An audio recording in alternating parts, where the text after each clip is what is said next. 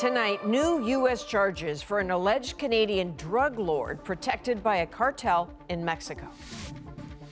Ryan Wedding is a modern-day iteration of Pablo Escobar.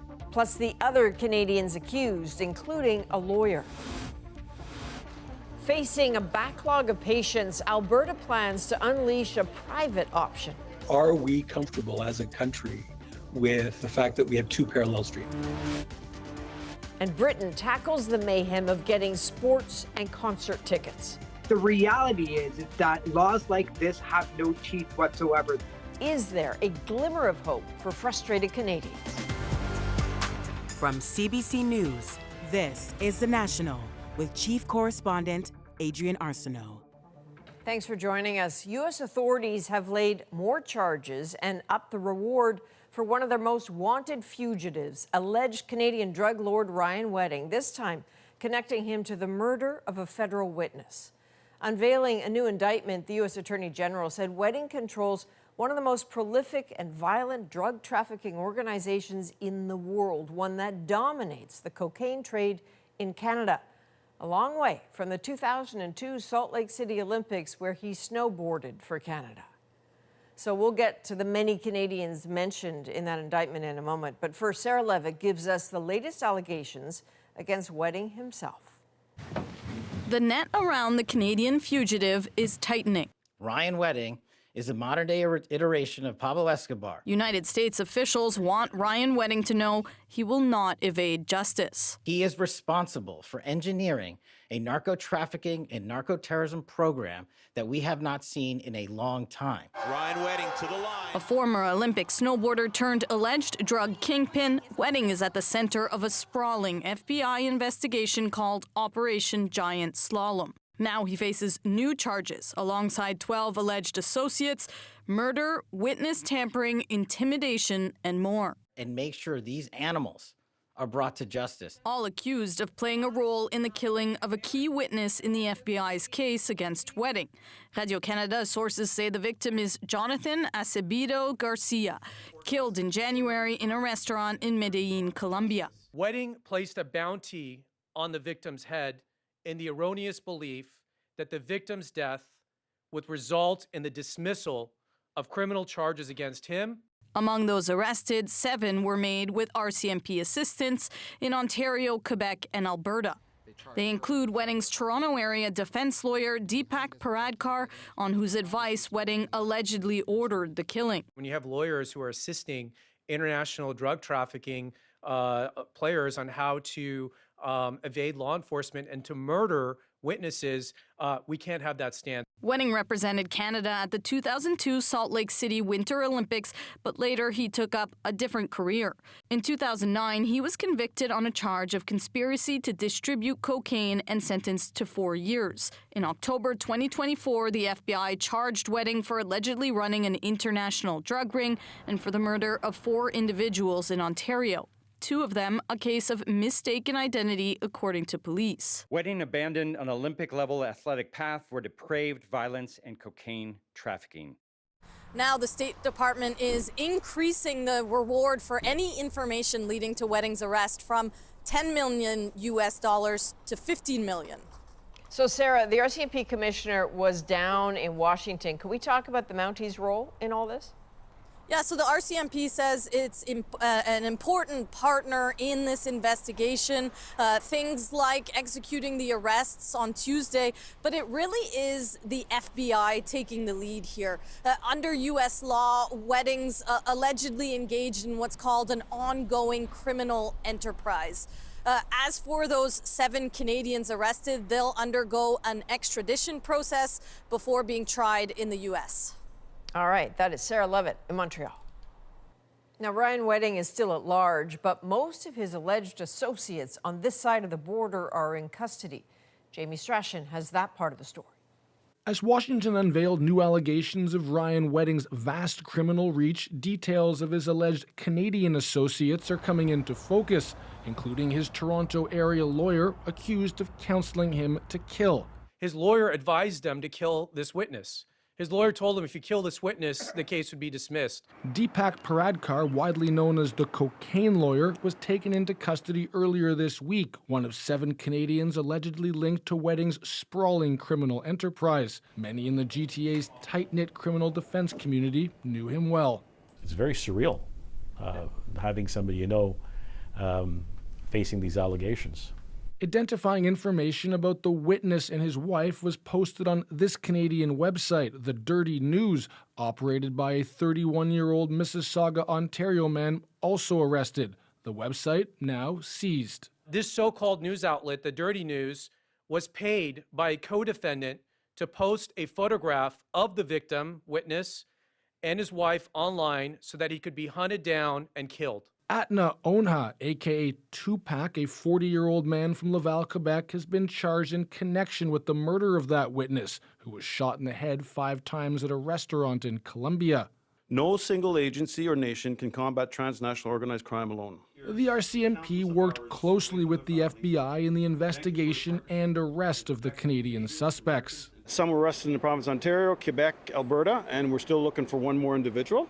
They are all incarcerated right now. Others charged include Wedding's alleged chief money launderer. Police say jeweler and professional poker player Roland Sokolovsky used his downtown Toronto business to channel drug money into luxury cars and motorcycles.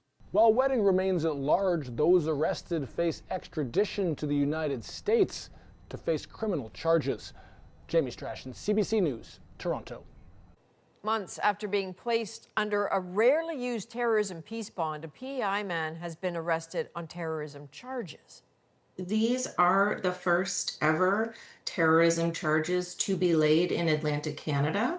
Police say Daniel Desmond Crowder made online threats and used a 3D printer to manufacture prohibited firearms. Other weapons charges were laid against him earlier this year. He was released under some strict conditions.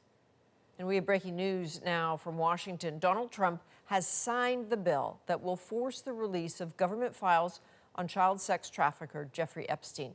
Tension was high to the very last moment. Here's Katie Simpson to tell us what's next. The U.S. Department of Justice will be forced to act, given 30 days to release non-classified documents related to Jeffrey Epstein's sex trafficking investigation. Survivors hopeful there will soon be accountability. I think that there's a lot of information in there in terms of names of people that not only participated in these crimes, but the people that enabled the crimes and the people that funded the crimes. Behind closed doors, President Donald Trump signed the Epstein Files Transparency Act, compelling authorities to release a wide swath of documents. There are going to be records, there will likely be data, there could be emails, memos, all sorts of information. The Attorney General suggesting the DOJ will comply. We will continue to follow the law with maximum transparency while protecting victims. Victim information is to be redacted or withheld, and documents that could potentially compromise an ongoing investigation don't have to be released. A significant exception, since Trump just ordered new investigations into prominent Democrats. There could be an argument by the government. Certain information cannot be released in the Epstein files because of an ongoing investigation. That's likely to be highly controversial because it's an easy thing for the government to say. By ordering the additional investigations, Trump appears to contradict the findings of the FBI and DOJ. The agencies published this July memo saying we did not uncover evidence to predicate investigations of uncharged third parties. Without citing specifics, the Attorney General says that's changed. Information that has come for there's information new information, additional information. Critics worry this could be a way to hide some materials. There is no credibility in this Justice Department, which is why our oversight and scrutiny will be so important. President Trump announced on social media that he signed the bill in a long post attacking Democrats. The White House was unusually quiet about Trump's plans around signing the bill. He didn't treat it like other major pieces of legislation. He did it in private, no big ceremony. That's interesting. So, Katie, as the world now waits for the new documents, it seems there are some consequences emerging from the last batch of emails that was just released. Yeah, the emails revealed a close personal friendship between Epstein and Larry Summers, who served as Bill Clinton's Treasury Secretary. While he has apologized, saying he's embarrassed, he has either resigned from or been forced out of several high-profile posts, including his teaching job at Harvard. All right, that is Katie Simpson in Washington. Thank you. Back here at home, the Alberta government plans to allow doctors to work publicly and privately in an effort to reduce surgery wait times. Sam Sampson shows us the Premier's message and some questions it raises. It greatly benefits everyone on surgical wait lists. In a 7-minute video, Alberta's Premier promises a solution to surgery wait times in the province. As healthcare shouldn't be about blind and outdated ideologies or politics.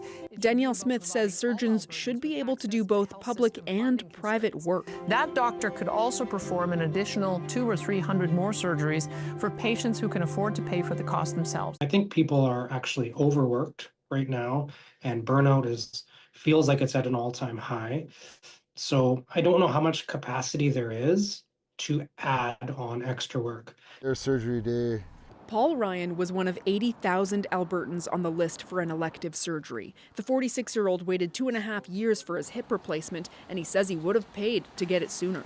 It was that bad. My quality of life, I suffered every day. I was waking up angry, depressed. It was taking a real toll on my life. So I definitely would. At that point there, my wife and I both said we would have done anything. You can always make more money, but you can't get your health back, right? Right now, Alberta contracts private surgical clinics to provide things like outpatient knee and hip replacements. The province promises no public money will fund private surgeries, but health policy experts say this could change the healthcare system dramatically. This has never been done before. Fouffard worries the new system would actually drain public resources since there could be more money in private surgeries. He's also concerned about a possible two-tiered system. Are we comfortable as a country with the fact that we have two parallel streams and that some people with additional means can gain access in a way that the rest of us cannot? Physicians say they need more details. Those will come when the bill is expected to be introduced later this month. Sam Sampson, CBC News, Edmonton. Prime Minister Mark Carney is in the United Arab Emirates tonight and is expected to announce the start of talks towards an expedited free trade deal. A senior Canadian official tells CBC News that Carney will announce a formal investment agreement. Canada is also expected to raise allegations that the U.A.E. is providing support to a paramilitary force accused of atrocities in Sudan. That's a claim the U.A.E. government denies. But we have some news tonight from the sensitive pipeline talks between Alberta and the federal government. Ottawa has agreed it could partially relax the law that bans tankers from BC's northern coast. David Thurton has all the reaction. Behind the scenes, pipeline talks are happening. But in these halls, ministers choose their words carefully. Are you with the Prime Minister negotiating a new oil pipeline with Alberta? I won't comment on an article with anonymous sources. CBC News has confirmed what the Globe and Mail first reported. As the feds discuss a new energy accord with Alberta, they've agreed to possible exemptions to the current tanker ban on BC's northern coast. I don't want to prejudge what may happen. BC Liberals, though, say a new oil pipeline is a hard sell. It's going to have provincial buy-in and Indigenous support. They're going to need to ensure that there's actually a proponent for this. I have not heard a private sector proponent. The news that Ottawa could soften coastal protections is not welcome by some. Certainly disappointing hearing that the tanker ban will be bypassed for the sake of a pipeline. BC shores are seeing increased LNG shipments, something that has buy-in from some First Nations. A potential pipeline to ship diluted bitumen is another matter. Having discussions about a hypothetical project that has no private sector proponent at this time, it actually distracts from all the good work we could be doing together. If Alberta and Ottawa reach a deal, it could put an end to years of bad blood. Obviously, Smith was not a fan of Trudeau and the Trudeau Liberals.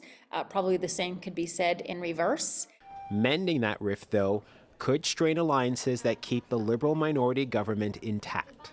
You can't pretend an oil tanker isn't going to break apart and contaminate the coasts, sloshing back and forth oil. Officials on both sides remain tight-lipped, concerned media leaks could torpedo sensitive talks.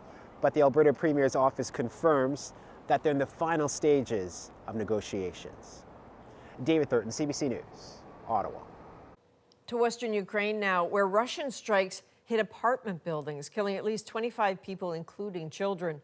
Chris Brown has the details. This residential building in Ternopil took a direct hit from the Russian attack. It was full of families and children. My son is still in the apartment on the 9th floor, said Oksana Kobel. He said, "Mom, everything's going to be fine, don't worry." But he hasn't been heard from since. Throughout the day, as rubble was removed, the death toll soared. 25 people are now dead. 17 of the survivors in hospital are children, said Interior Minister Ihor Klimenko. Russia has hit cities in western Ukraine in the past, but rarely this hard, using more than 476 drones and 48 missiles. But there were also ugly scenes in eastern cities such as Kharkiv, where dozens of people were hurt. Ukraine has suffered significant setbacks in the ground war too, with Russian troops now inside the strategic city of Pokrovsk, after one of the most ferocious battles since Russia's all-out invasion began almost 4 years ago. Still, for all of Ukraine's challenges, Russian President Vladimir Putin's tactical wins remain far from adding up to anything close to a strategic victory. His troop losses have been immense, and Ukraine's use of long-range drones and missiles have dealt repeated blows to Russia's oil production and its economy. Ukraine's President Volodymyr Zelensky, who's also fending off a corruption scandal at home, traveled to Turkey amid indications of potential new peace initiatives, although details remain scant. We talked substantively about diplomacy, said Zelensky.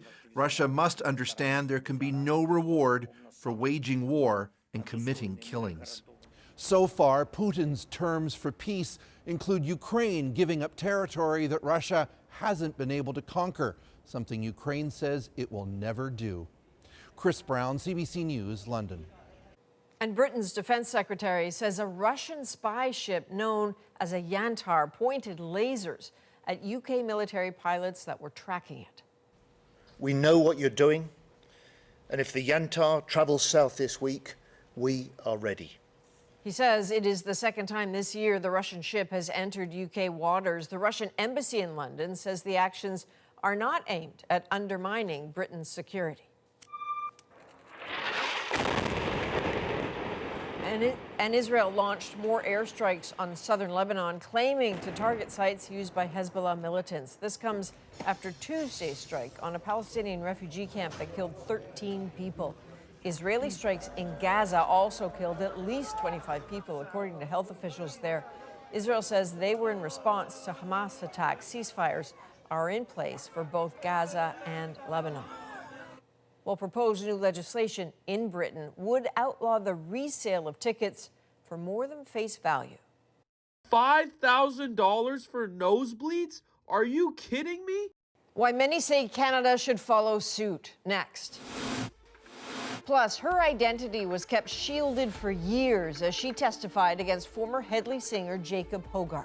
Yeah, that day changed, absolutely everything for me. I didn't want people to know.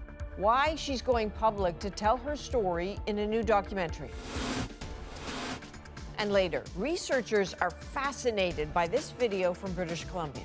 This is a whole new facet of behavior that has just not been seen before. What this wolf hauled in for a meal and what that tells us. We're back in 2.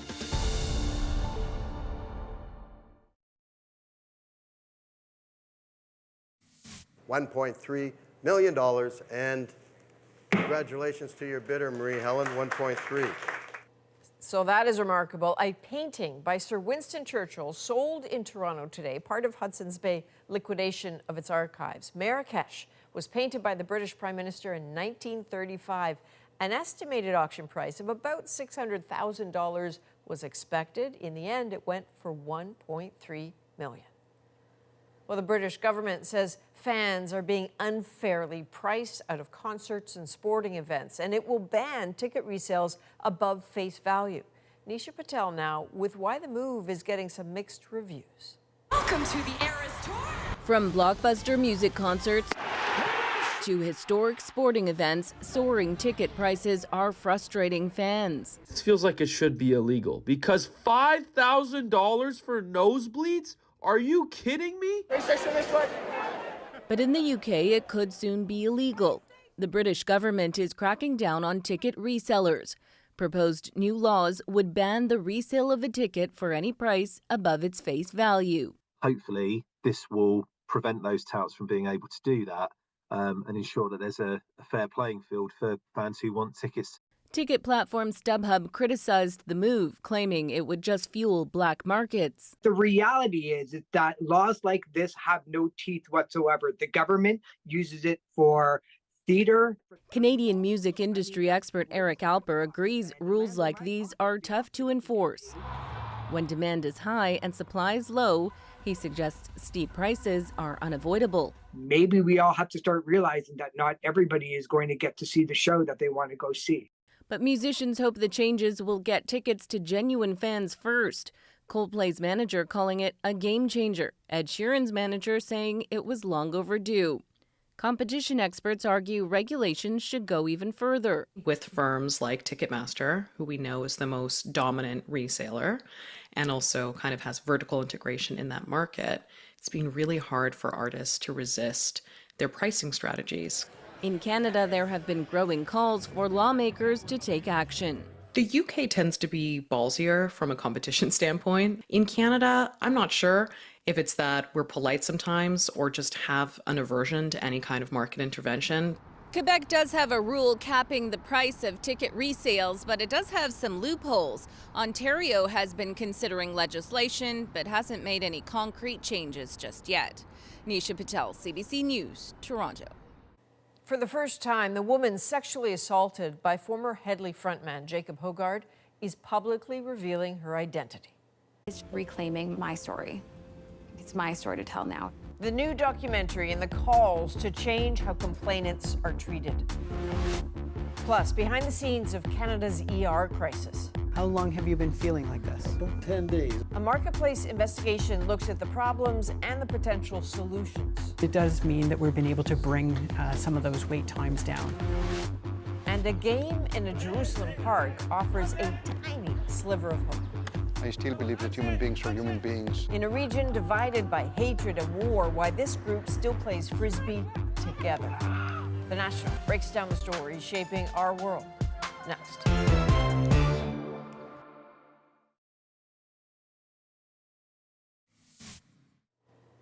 Indonesia's Mount Semeru is erupting, blanketing villages on Java Island with ash and triggering evacuation. Spurts of volcanic activity throughout the day raised the alert to its highest level. Local media reports say a group of nearly 200 hikers and guides stranded on the mountain was rescued. No casualties, mercifully, have been reported. Well, a woman who was sexually assaulted by the former frontman of the band Headley is revealing her identity publicly for the very first time. Jessica Baker tells her story in a new CBC documentary which contains some very disturbing details. Magda Gabrisalasa explains why she is coming forward now. I've been referred to as JB, Emma, the Ottawa woman. For years, her identity was unknown, protected by a publication ban. Jessica Baker was sexually assaulted by Jacob Hoggard, frontman of the band Headley. He was found guilty. Now in a new documentary, she's speaking out. And it's reclaiming my story. It's my story to tell now. In 2016, Baker matched with Hoggard on a dating app. She said they stayed in touch for about 2 weeks and met up at a Toronto hotel. That's where Baker says Hoggard slapped and choked her, raping her several times. Yeah, that day changed absolutely everything for me. I didn't want to talk about it. I didn't want people to know. It's very lonely and very isolating when you keep it to yourself. Baker was one of 3 women to accuse Hoggard of sexual assault. In the doc, Baker says going through the court system was like a second assault. We, as a criminal justice system, are relying on complainants to come forward, to tell their story, to hold, a rapist to justice, and it's not an easy ask. Hoggard faced 2 trials, but Baker's case was the only one that resulted in a guilty verdict. After a failed appeal, Hoggard is now serving a 5-year sentence. Justice is not just the court system, it is also being able to tell your story. This advocate says Baker's story could help others. It's not your fault. It's okay to speak out. You have the right to be safe, and you're not alone. Baker is now involved in advocacy work as the co-founder of Beyond the Verdict, an organization devoted to how the justice system handles sexual assault cases. Magda Gebrselassie, CBC News, Toronto. You can watch the full story in the new Passionate Eye documentary, Breaking Idol. It is available to stream right now on CBC Gem and on the CBC Docs YouTube channel. Now, it's time to dig deeper into the stories shaping our world. In a place where fierce division has been a reality for generations, Jews and Palestinians are coming together as teammates. They are humans like them. They have no tails, no horns. Reaching out for peace with play. But first, we've actually used all of our spaces or stretchers, and so seeing new patients actually becomes even more challenging. An inside look at a medical system in crisis. We take you into a busy Toronto ER to find out why patients are waiting so long. As part of an investigation into increased wait times, Chris Glover from CBC Marketplace found there are changes that could make a difference. Patients in the hallway getting care in one of the largest emergency departments in the country. Sunnybrook Hospital was Canada's first Level 1 trauma center and remains its biggest. I'm going to do one other check with you. Chief of Emergency Medicine at Sunnybrook, Dr. Justin Hall, sees the problems Sunnybrook and a lot of Canadian ERs are dealing with every shift. We have 31 patients who are admitted to the hospital but are remaining in the emergency department because there's no bed. That's roughly half of your overall patients. It is. Right just now, here that's about waiting. half. Correct. Okay. Yeah. That sounds like a big problem. It is. It's a big problem, and as the day goes on, this problem becomes more challenging. Who's the longest right now? About 36 hours. 36 hours? Yeah. That patient's extreme journey, highlighting how Sunnybrook's ER has some of the longest waits in the country. Last year, the median length of stay for patients here was 8 hours and 13 minutes, meaning half the patients waited even longer. It's the highest in Ontario. Dr. Hall and experts across the country say the biggest reason for long waits is ER patients awaiting a move to another ward of the hospital. Yeah, we call that bed block, or it's the situation in which we've actually used all of our spaces or stretchers, and so seeing new patients actually becomes even more challenging. But when there's no beds to be able to move patients to or move them through the system, that's absolutely when the wait times do increase. Hello, good morning.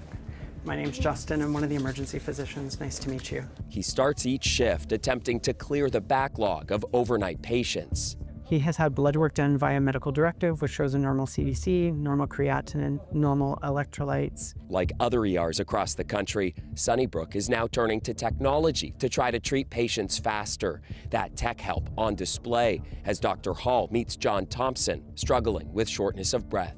I'm getting some phlegm. I'm wondering if it might be a chest infection or something like that. Okay. How long have you been feeling like this? About 10 days.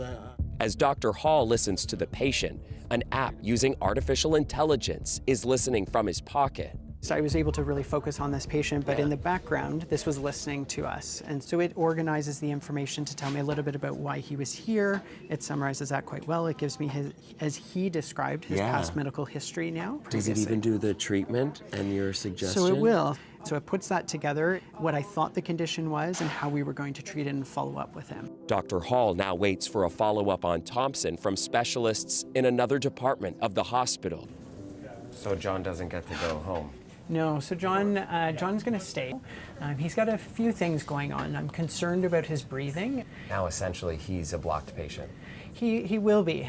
So as we were chatting about earlier, now I think we have 33 admitted patients from what I can see. I've now just added one more patient to that. But Dr. Hall has no time to waste. He's back at it, assessing more patients. What brings you in today? I haven't been sleeping or eating. Why though? He had a really bad cough. For this one, Dr. Hall recommends over-the-counter cough medication and discharges him from the ER. Dr. Hall says this patient's journey compared to Thompson's highlights another issue affecting ERs, how they're funded. In Ontario, the complexity of the case is not taken into consideration. Instead, the number of patients and their triage level determines how many hours of physician coverage the hospital gets money for. Since Sunnybrook is the largest trauma center in Canada, servicing a heavily populated area along with the biggest burn center in the country and home to multiple top specialists, the cases that come through its ER doors are routinely complex.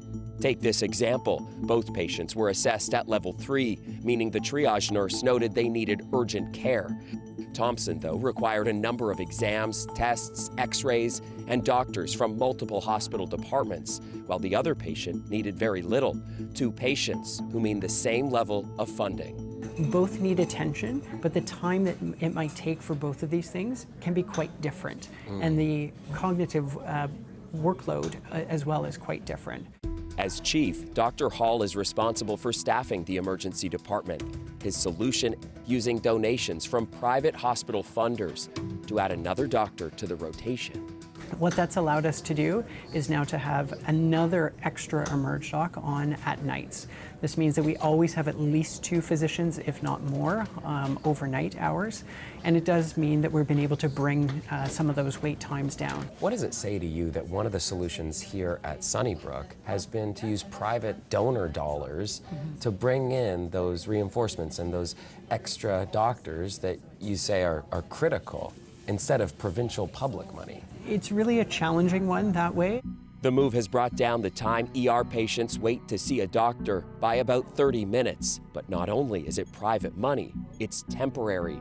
And he says it's still not enough. Now, we asked Ontario's health minister for an interview to talk through the challenges in Ontario's ERs and to find out if she supports the calls to update the funding model, but she declined, instead sending a statement to say that her government has made record investments in healthcare and said the province is open to innovative solutions, but didn't get into specifics. Still, Adrian, Dr. Hall and other physicians say that they will continue to press on this issue and others until they see the changes that they think are needed in ERs across the country. And as I understand it, Chris, this issue in particular isn't the only one you found at ERs in Canada. No, it's absolutely not. Another issue that is quite important that we dig into is the problem of people going to ERs only to get sick of waiting in them and then deciding to leave. And we interview a woman who did just that. She left the ER without getting care, only to then need to get rushed back to the ER, and she needed to have emergency surgery when she went back because her condition had deteriorated, and we'll share her story tomorrow night on that. Okay, looking forward to seeing more. Chris Glover, thank you. Thank you. Coming up, on the heels of a ceasefire in Gaza, settler violence in the West Bank has surged. Really, as an Israeli, as a Jewish, I feel shame about what's happening. How some on both sides of the divide are bridging the gap with some kindness and some compassion. Next.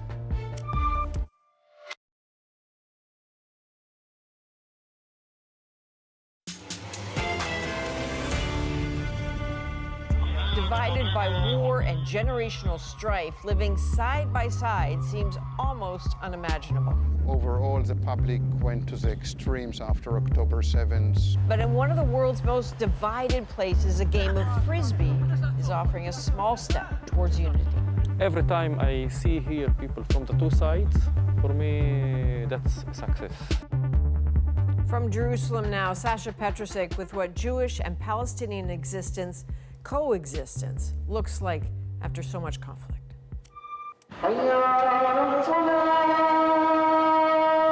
In a land Jews and Palestinians both consider theirs, it's a friction never forgotten. A seam that runs through society, ripped open again October 7th, now slowly being stitched with frisbees. When they come and see the other, They are humans like them. They have no tails, no horns. They can interact, they play, they talk. Hassan Musa organizes ultimate frisbee games next to Jerusalem's old city walls. The playing field on top of a battlefield between Israel and Jordan from the 1967 war.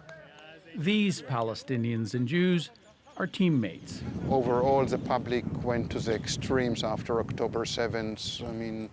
But not you? No, I still believe that human beings are human beings. Jews like Yuri Werner Rice see it as a small step toward coexistence after conflict. They've played frisbee here throughout the Gaza war, through fighting and ceasefires, with occasional pauses for air raid sirens. Tension has been high in Israel, especially when there have been new attacks, like this one in September, a shooting at a transit hub on the other side of Jerusalem that left 6 Jewish Israelis dead at the hands of 2 Palestinian gunmen, stoking fury. It's more about killing and to make a revenge. They don't care about this land, I think. A lot of people are angry, a lot of people are pessimistic about what's going on. How can you be so optimistic? Every time I see here people from the two sides, for me, that's a success. In the shattered communities along the border with Gaza, the idea of coexistence seems unimaginable. It's like entering a massive graveyard. Especially for former hostages like Tal Shohan, abducted from the Be'eri kibbutz October 7th, along with his wife and 2 children. They were held by Hamas militants for 50 days. He came home after more than 500. Peace is something that we can achieve, but after I saw the magnitude of hatred that they grew up upon and they are growing their children upon, it's really clear that at least in our generation it won't be possible. Other Jewish Israelis say there's no other choice. So we will have to find a way to live together or to keep fighting. And the price of keep fighting is huge. Nir Hassan is a journalist for the Haaretz newspaper in Jerusalem. He says Israel needs to accept what it did in Gaza during the war. The dehumanization of the Palestinians. And this is the first thing we have to do, to give them names, to give to acknowledge the catastrophe that happened there, that we did there. Much of the world is pushing for a 2-state solution, Israelis and Palestinians living peacefully side by side. But only 2 out of 10 Jewish Israelis see that as realistic, and the number is tumbling. That's what one recent poll says, along with only 4 out of 10 Arab Israelis expressing any optimism about coexistence. Instead, more fences, more walls, more violence, including here in the occupied West Bank.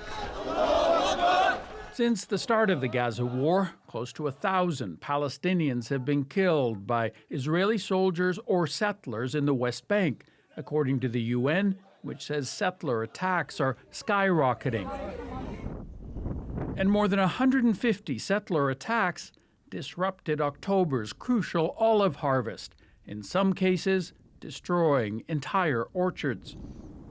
But that violence has also brought out Israeli activists who oppose settler and army actions against West Bank Palestinians.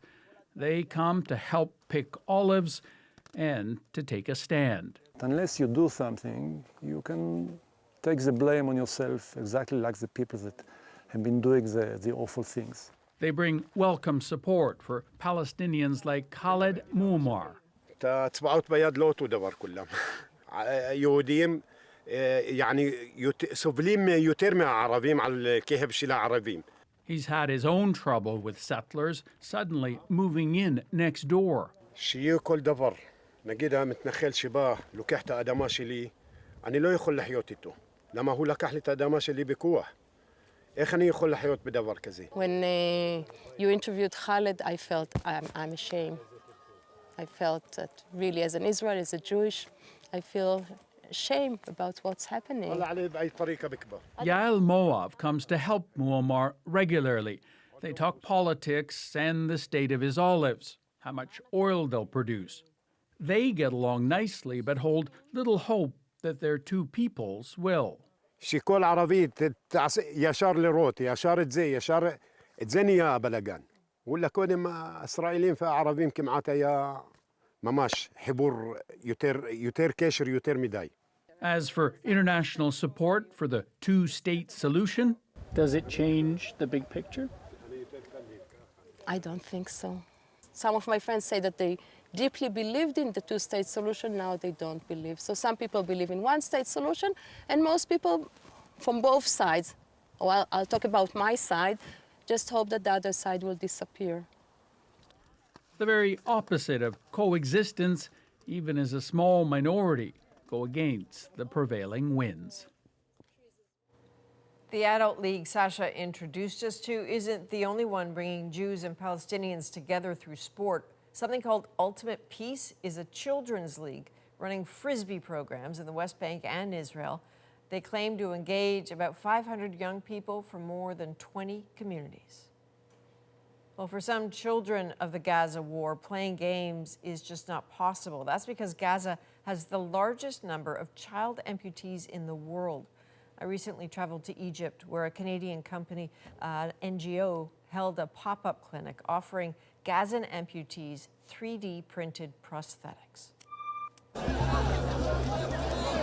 In the early days of the war in Gaza, roughly 100,000 Palestinians made it out of the Strip to Egypt, saving their own lives but wandering into a life in limbo. When it comes to people fleeing the war in Gaza, the Palestinians who've managed to get here are not considered refugees. They're referred to as evacuees. And that's a difference that matters because it means that as evacuees, they're not entitled to any of the help that international agencies normally give to refugees. That can look like no residency papers, no schooling, no official work permits or credit cards. So safety, yes. Status, no. And aid, that's complicated. A Canadian NGO among those trying to fill the gaps, trying to find a way to 3D print prosthetics for Gaza's war wounded who made it to Egypt. Their project is brand new and a little under the radar. Do you worry sometimes that the will is all there, but the capacity might not be? Well, we're worried that, officials can walk in at any moment and say, no, we changed our mind, we don't want this to continue. It's very risky. Even established licensed charities at times overwhelmed by the scale of the need. I have been working in Syria crisis, in Mosul crisis, in Mogadishu also, but these injuries and traumas for the children and the Palestinian is totally different. Gazans away from the violence now, but it's a war they will never leave behind, no matter where they go. You can see our full story from Cairo next week right here on The National. Coming up, in British Columbia, researchers capture a wolf on video reeling in her food. You really get the impression that this is a wolf that knows exactly what she's doing. Why they say they were so surprised by what they saw in our moment.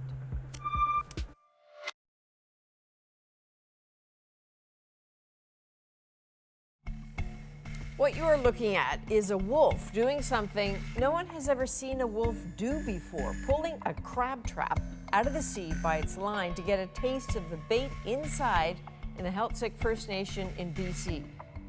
Now, researchers recently captured this sequence, and they say what it shows may be the first evidence of possible tool use by wolves. Tonight, their startling discovery is naturally our moment. This whole sequence of her pulling a crab trap to shore, every step is about as efficient as could possibly be. You really get the impression that this is a wolf that knows exactly what she's doing. It looks like it's almost choreographed the way she does it. This is a possible use of tools, which is not seen before, observed in wolves. There's a bunch of steps here involved to actually get that food, and she's problem solving, and she's doing it in exactly the same way that a person would. This is a whole new facet of behavior that has just not been seen before. I've been working with wolves in the wild for more than 50 years. I have expectations that they can do anything. There was a mixture of surprise and really, for me, it was a joy. I was really happy to see this because it was such an expression of the kind of intelligence that wolves have. It really begs humility to recognize how little we really do know about many other species that we share this place with. Wow, she's good. So you may be wondering, why were the cameras there? Well, they put the cameras there because the traps kept getting destroyed and they didn't have a clue what was happening to them. And they don't know how the wolf learned how to do this. Maybe she saw humans reel in the traps. Maybe she's just that smart. From all of us at The National, thank you for being with us. I'm Adrienne Arsenault. Take care.